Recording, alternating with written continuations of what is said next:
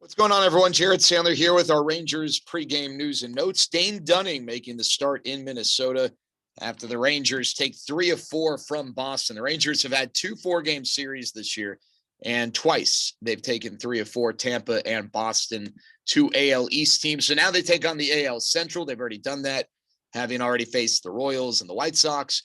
And Dane Dunning has an interesting challenge ahead of him. This is the second time in his young career he will have faced an opponent for a second time. Last year, he faced the Royals twice in back-to-back outings, mind you. It was his second and third career outings. The first time he went 5 scoreless. Second time he allowed 3 runs on 5 hits over 4 2/3. So obviously Kansas City, just based on the numbers without having gone back and watched that game or being there, it appears based on the numbers, Kansas City, second time against Dunning, was able to make some adjustments. Now, this is obviously not taking place in, back-to-back outings, but he did face Minnesota once last year. There are 8 guys on the Twins who have seen him. All 8 of those guys have seen him at least twice. Now, not all of them are in the lineup, but there is some familiarity with Dane Dunning. And so I'm interested to see how Dane Dunning does a second time around. Now, I'm going to be more interested to see when it happens within the same year, but it doesn't change the fact that Byron Buxton and Max Kepler and some of these guys have faced Dane Dunning. Now, if you're curious as to what level of success some current Twins have had, Byron Buxton, who we'll talk about in a second, has a home run. He's 2 for 3 off them. Nelson Cruz 1 for 3.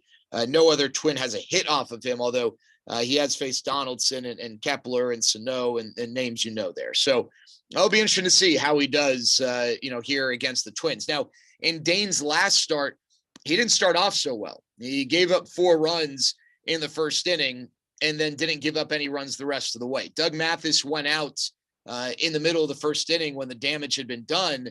And it seemed like at the time, and it was confirmed afterwards, that Doug had made a mechanical adjustment, that he had noticed a flaw from the dugout.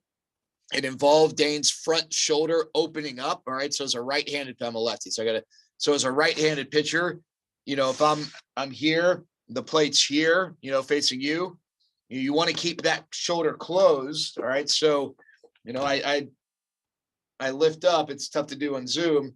You don't want to open up as you're going to the plate. You want to try to keep your shoulder closed as long as possible. It looks awkward because I'm a lefty, but basically his front side shoulder was opening up. That impacts location, that impacts the consistency of your pitches, and in some cases the movement of your pitches. After that adjustment, Dane Dunning was great. And so perhaps that's all it was. Maybe he just, was able to have, maybe some better luck than, whatever. But the adjustment was made and he was a lot better. So I'm curious to see how he does again today. I will say, in talking to people, there's certain pitchers who aren't able to make adjustments mid-game. That's just not a strength of theirs. They have a very tough time making mechanical adjustments mid-game. Some are able to, others not as well. Good on Dane Dunning for being able to do that. That's it's a good sign. And that kind of goes in line with what we've heard about Dane Dunning up here. All right, so we mentioned Byron Buxton. That's going to be a guy to watch this series. So I remember Byron Buxton when he was playing for the Cedar Rapids Colonels, the A-ball affiliate of the Twins, and he and Carlos Correa were in the Midwest League. Both were, highly known and touted prospects, and both were really, really impressive. When the Great Lakes Loons, the team for whom I was broadcasting, finally got to play Cedar Rapids because we weren't in the same division, so we didn't see them as much. I think in the first game we saw Byron Buxton. He got hit by a pitch, if I'm not mistaken, and missed some time.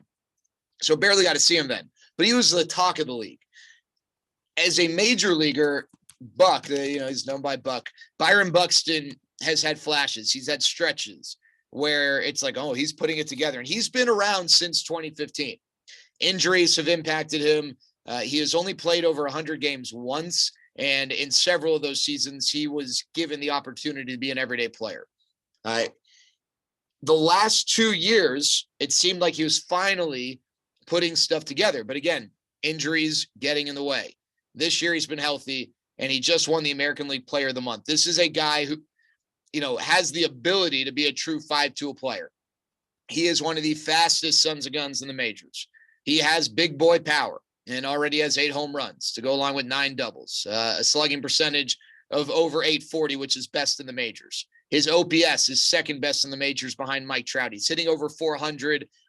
He can play a really, really good center field, maybe too good, because that's where some of his injuries come, getting to balls that other people wouldn't around the wall and stuff in these collisions and diving and this and that. He's got a great arm.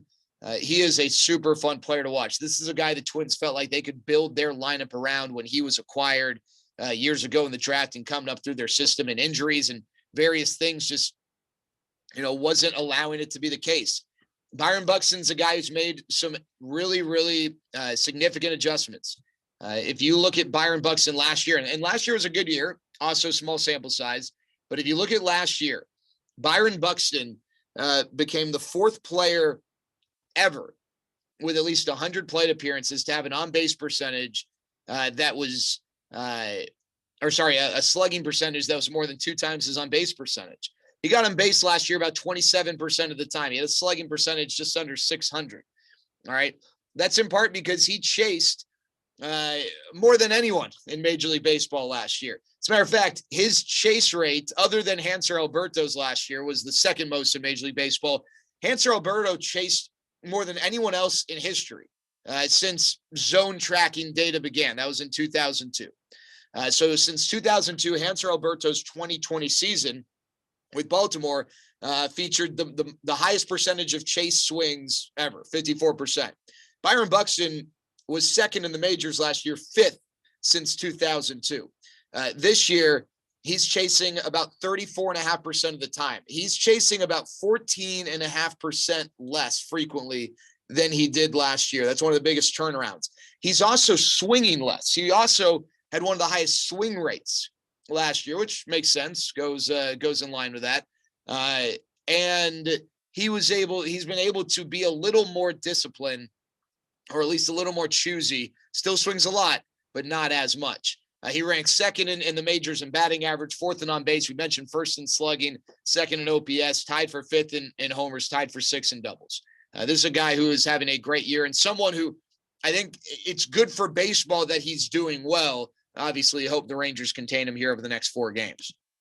All right, let's talk about the bullpen. The Rangers bullpen has been outstanding over the last 7 games. Not a coincidence that it kind of coincides with not only Brett Martin coming back, but Joely Rodriguez coming back, and pieces falling into place. You're now no longer asking Brett DeGust to pitch, significant innings. You're allowing Brett DeGust to ease his way in, and credit to Josh Sborz, who pitched really well each of the last 2 games, for really emerging as a relied upon late arm reliever in this pen. But over the last 7 games, they've thrown 31 1/3 innings, a 1.15 ERA, 173 batting average, an OPS just over 400, 25 strikeouts, which is, there's nothing crazy about 25 strikeouts in 31 1/3 innings.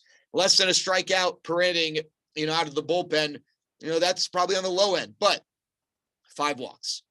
That's key. Just 5 walks issued, 13.5 pitches per inning. The bullpen over the last 7 games has been outstanding. Credit to them. All right, Willie Calhoun, he is on a streak. 9-game hitting streak, career best for Willie. I went and looked it up. Hitting streaks are not as, or at least long hitting streaks are not as common now, because batting average continues to drop. Batting average is at an all-time low, and it's been trending that way the last few years. So it stands to reason, if hits are not coming nearly as frequently, hitting streaks are not going to occur, in the double-digit plus range nearly as often. The Rangers have had just 2 hitting streaks of 10 games or more in the Chris Woodward era. And that's not a knock on Woody. This is not representative of that. It's just, for time reference. Since 2019, only 2, both of them coming last year. 14 games for Izzy, 10 games for Todd Frazier. Willie has a chance to get a 10-game streak with a base hit today. It's been great watching him this year. We've talked about how big of a year this is for Willie. He's been really good. He's using the other field, all right, not necessarily driving the ball there, but with 2 strikes, he's making contact, and with the shift on, a ground ball to the left side has a decent chance of being a base hit because there's just one guy there. So credit Willie for that, but for the most part, he has really been driving the ball. Center field, right center field. We're seeing in a small stretch the guy the Rangers hope that they would see develop when they acquired him from the Dodgers. The key here is A, Willie staying healthy, and B, it happening over a larger sample size, and to some degree, A and B are linked with one another. Brock Holt, just an update, tight hammy. He's probably not going to play tomorrow against the lefty, and they're just going to give him today and tomorrow off, not believed to be a significant concern. I get asked all the time, what do managers do when they get ejected? And we talked to Woody about this. So just, give you a little peek. Woody's watching the TV while listening to the radio. He does listen to the radio because the TV's on a little bit of a delay. He was talking to Joey Gallo. They were talking shop for a couple innings. Both of them got ejected. John Daniels was down there. They were talking. Doug Mathis, the pitching coach, would go down and just go over some things with Woody. So there's a lot of conversation. It's not like Woody's sitting there kicking up, drinking a cold one or anything. So that's a little insight as to what goes on there.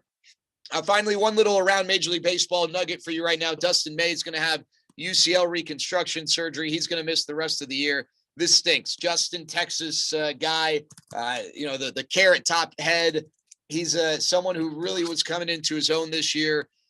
Someone who threw and still throws. Maybe not this moment, 100 miles an hour with the movement. I mean, you hear that a lot of 100-mile-an-hour fastballs are flat or straight, not Dustin May's. And he finally was figuring out how to use his stuff to strike guys out. 35 strikeouts in 23 innings. It really looked like Dustin May was starting to emerge as a super stud. He's going to miss the rest of the year, probably the beginning of next year, and hopefully he can pick up where he left off. The 23-year-old Dustin May from Justin, Texas. That's a tough blow for the Dodgers. All right, that's going to do it here for our pregame news and notes. More tomorrow. Talk to y'all later.